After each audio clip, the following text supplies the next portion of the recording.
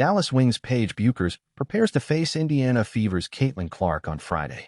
The Indiana Fever and one of the most notable faces in the WNBA take on the Dallas Wings, the 2025 number 1 draft pick at 6:30 p.m. Friday at the American Airlines Center in Dallas.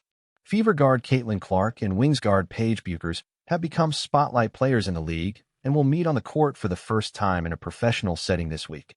The two have shared a history dating back to the 2019 International Basketball Federation Under-19 Women's Basketball World Cup, where they were teammates. They later faced off twice in the NCAA Women's Championship in the 2021 Sweet 16 and the 2023 Final Four, representing their respective universities. Both players received recognition for their impact at the collegiate level. The University of Iowa retired Clark's number 22, and the University of Connecticut inducted Bueckers into the Huskies of Honor.